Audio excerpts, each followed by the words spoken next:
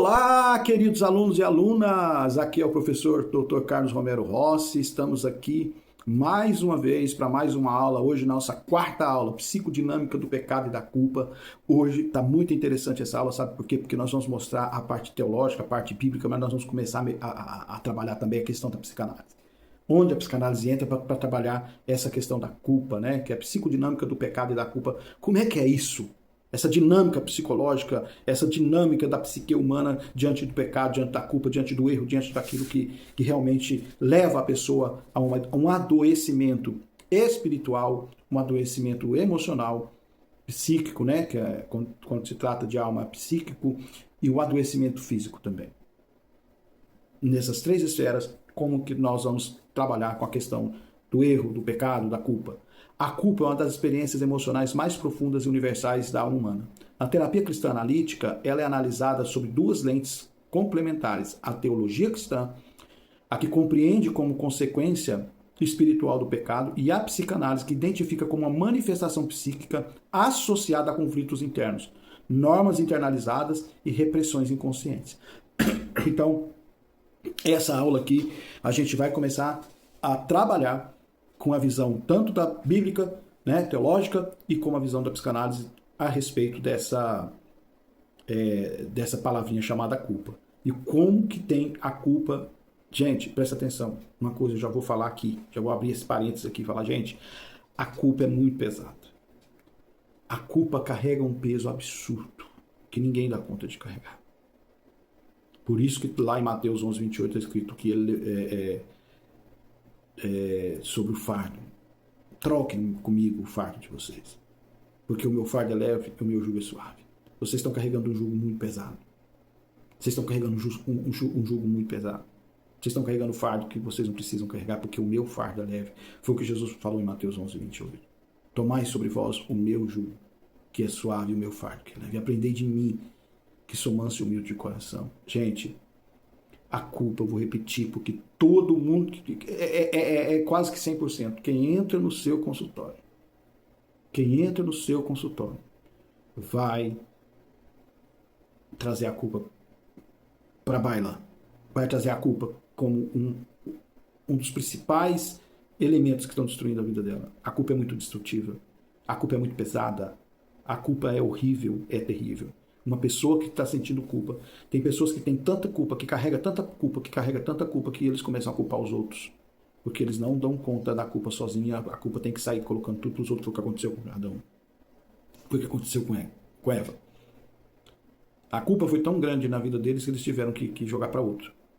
Será que esse não é o seu caso? Será que esse não é o caso dos seus pacientes, das suas ovelhas, das pessoas que estão precisando de uma restauração, de uma transformação? E como que nós vamos trabalhar com essa culpa?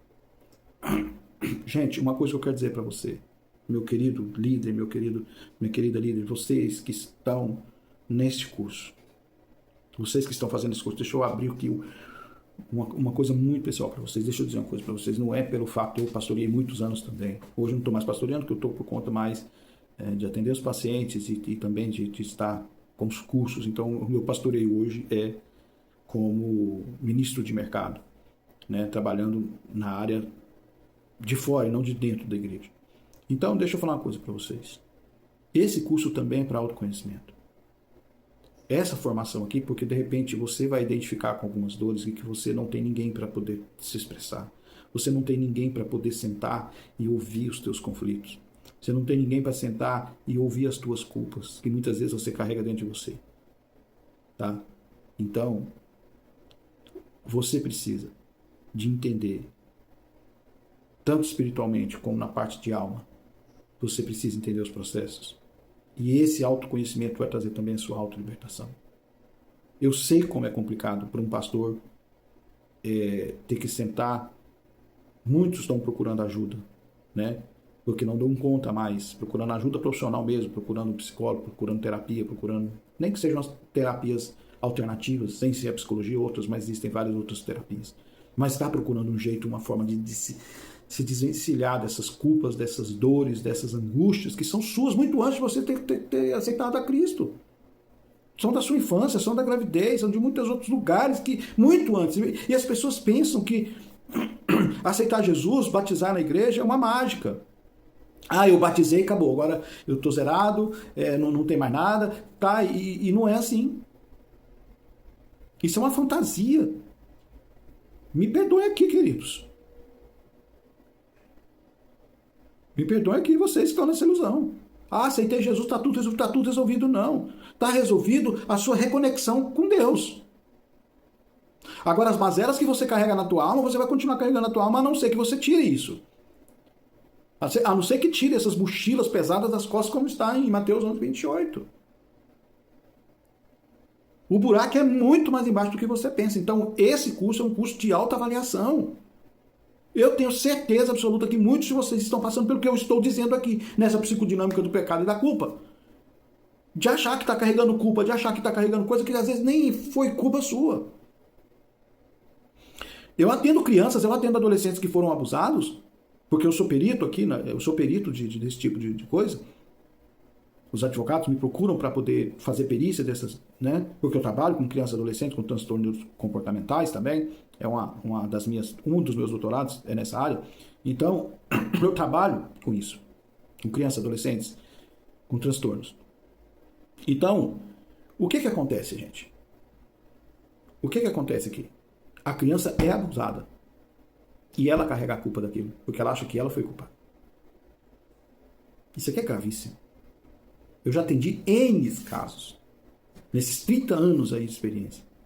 Tanto como pastor, como professor, como terapeuta, como psicanalista. Dentro do gabinete, fora do gabinete, dentro do consultório. Nas escolas onde eu fiz as palestras. Adolescentes querendo se matar porque elas se sentem culpadas pelo abuso ou do próprio pai, ou de tios, ou de parentes amigos, parentes próximos, ou de pessoas que não eram próximas, que foram hospedar na casa de pais. Aqui eu vou contar muitas experiências de coisas absurdas que eu já assisti, que eu já passei, que eu já presenciei de pessoas totalmente, com a vida totalmente arrebentada. Aceitaram Jesus. Foram batizados na igreja. Resolveu? Não. A reconexão com Deus foi refeita. A ligação foi feita. Já ajuda maravilhosamente no processo. Ajuda muito, muito, muito mesmo no processo. Agora, o grande e maior de todos os problemas é o que elas carregam dentro delas e que elas mantêm um pacto de silêncio e que elas não se resolvem dentro delas com isso. Tá? Então isso aqui é importante eu dizer para vocês. Porque vocês já lidam ou vão lidar muito com isso, ou vocês passaram por isso. Então, é hora da gente dar uma reformulada. É hora da gente ter uma visão um pouco mais ampla a respeito disso. E parar de ignorar e parar de fugir de coisas muito sérias, que são isso aqui que eu estou dizendo para vocês. Então, a Bíblia reconhece a realidade da culpa, mas também aponta o caminho para a redenção. Confissão, arrependimento, perdão. A cruz, portanto, não apenas oferece libertação da culpa, mas também restaura a dignidade humana diante de Deus. 1 João 1:9, né? Confessar os seus pecados, ele é fiel e justo. Romanos 8:1. Já não há mais condenação para aqueles que estão em Cristo Jesus. A culpa na psicanálise, neurótica versus existencial. A psicanálise, especialmente em Freud e em autores posteriores, como Carl Jaspers e Viktor Frankl, identifica diferentes formas de culpa. Culpa neurótica origina-se em conflitos inconscientes, muito mais ligados ao superego rígido, depois nós vamos estar falando sobre isso aqui. Vamos ter aula sobre id, ego, superego, para você entender o que é isso aqui, tá?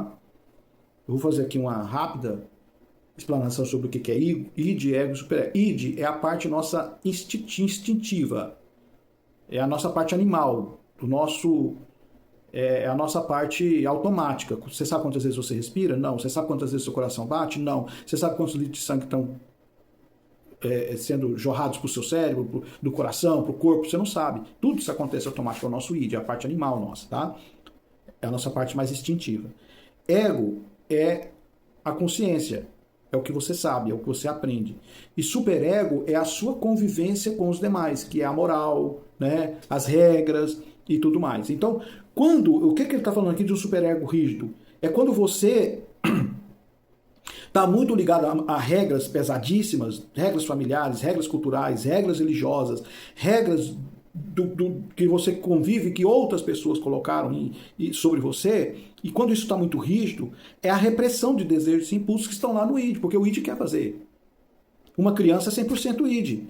Ele tira o pipiozinho ali e vai fazer o xixizinho dele sem ter nenhum problema. Agora, depois que a gente se tornou adulto, não podemos fazer mais isso, porque existe uma regra que você não pode mais fazer isso. Uma criança anda pelada sem sentir nenhum tipo de problema com isso, não tem esse filtro. Mas depois que ela vai crescendo, ela vai aprendendo que tem que vestir roupa, que não pode mostrar as partes íntimas. Então isso é o superego. São as regras que são colocadas, e de repente são regras muito rígidas colocadas, a pessoa reprime aquilo. E isso traz esse sofrimento. Isso traz essas angústias, traz a culpa para aquela pessoa. Entendeu? Mais ou menos, eu vou dar uma aula mais detalhada sobre id, ego e superego, que é o que vai te ajudar a compreender esses processos inconscientes e para você ajudar os seus pacientes nesses processos inconscientes deles.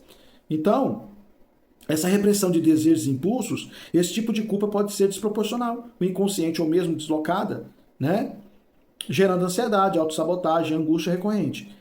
E está relacionada a padrões internalizados, muitas vezes herdados de figuras parentais severas, de um pai severo, de um líder severo, de um avô severo, de uma família muito fechada. Então, tudo isso vai trazendo adoecimento psíquico, adoecimento da alma, adoecimento emocional. Existe a culpa existencial, que está ligada ao reconhecimento real de falhas, escolhas erradas ou omissões diante de responsabilidade moral da vida, que é outro tipo de culpa que é diferente. Que essa culpa neurótica é uma neurose, já é um adoecimento mental, emocional, né? Psíquico. A culpa existencial já está mais consciente. É algo que realmente você fez e tal. E nesse caso, a culpa não é patológica, mas é um convite à consciência, à mudança e à reconciliação com a própria verdade interior. Então, a gente precisa identificar qual é a culpa. Se é uma culpa neurótica, você vai trabalhar com a culpa neurótica de uma forma. A culpa existencial você vai trabalhar de outra forma. Ambas as formas de culpa, quando não reconhecidas ou mal elaboradas, pode levar ao quê? A transtorno de humor, depressão, ansiedade, bipolaridade, um monte de outras coisas, autoimagem negativa e sensação constante de ser indigno, de indignidade. Eu não sou digno da graça de Deus, eu não sou digno do favor de Deus, eu não sou digno de prosperar porque eu errei no passado. Eu não sou digno de ter uma boa família porque eu fui um promíscuo lá no meu passado. E a pessoa vai pegando essas coisas e vai se auto-vitimando e se sentindo indigno. Dificuldades de relacionamentos e também dificuldades espirituais, tanto relacionais quanto espirituais, porque não tem como uma pessoa sentindo culpa o tempo inteiro ter um relacionamento saudável com Deus, né? E a busca de punições inconscientes, autossabotagem, isolamento, doenças psicossomáticas. Então tudo isso traz... Olha o tanto que a culpa, gente, traz adoecimento para todos nós. Não é... Aqui eu não estou apontando um dedo para você, tem 4 apontados para mim. Nós precisamos mudar isso. Líderes espirituais, pastores, líderes de departamento de igreja, sei lá, qual vai ser o teu cargo na igreja, ou a tua função, seja lá o que for. Isso para mim não importa, mas você precisa entender que você também está inserido nesse processo. Todos nós estamos inseridos nesse processo. Para de querer achar que a pessoa está lá e você está aqui. Não, você está junto, porque existem processos que você ainda não resolveu dentro de você, que eu não resolvi dentro de mim, e que eu não posso ficar apontando o dedo para os outros, porque nós também estamos aqui num processo de cura, de restauração diário, o tempo todo nós estamos aqui nos restaurando. Então, a integração teológica e psicológica. Na terapia cristã analítica, propõe uma escuta que reconhece a realidade do pecado sem cair na condenação moralística, que eu acabei de falar para vocês aqui, e compreende a culpa neurótica sem desconsiderar a responsabilidade pessoal, porque quando você abre mão da culpa, você assume responsabilidade. Agora não é culpa, a culpa não é minha mais.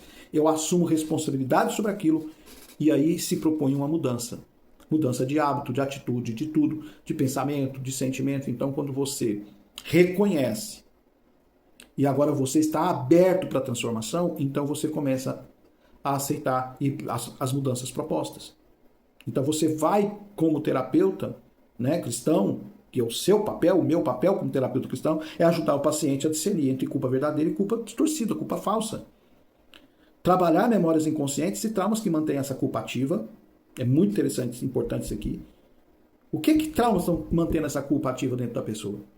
Conduzir o processo de cura por meio da graça, do arrependimento autêntico e do acolhimento da misericórdia de Deus. E por fim, a redenção da culpa. A verdadeira cura da culpa, seja ela espiritual ou psíquica, passa pelo reconhecimento da verdade, mas também pela experiência do perdão. Na fé cristã, o perdão não é apenas um conceito abstrato, mas um ato concreto de Deus em Cristo que remove a culpa e restaura a comunhão. Salmo 32, Isaías 1, 18. Então, gente, tá aqui a visão bíblica. Tá aqui a visão psicanalítica. Está aqui. Tudo que nós precisamos para ajudarmos outras pessoas e nos ajudarmos, gente. Primeiro sou eu. Primeiro eu preciso internalizar isso aqui e começar a fazer uma autoanálise. Será que eu estou carregando alguma culpa neurótica? Eu estou carregando alguma culpa existencial? Eu estou carregando alguma culpa verdadeira? Eu estou carregando uma culpa distorcida? Como é que é isso? Como é que é isso? Então tudo isso aqui é importante, tudo isso aqui é interessante, tudo isso aqui faz parte daquilo que nós realmente precisamos para ter uma vida plena e para ajudarmos as pessoas a terem vida plena também. Ó, um beijão para você, fica aqui comigo e até a próxima aula. Tchau, tchau.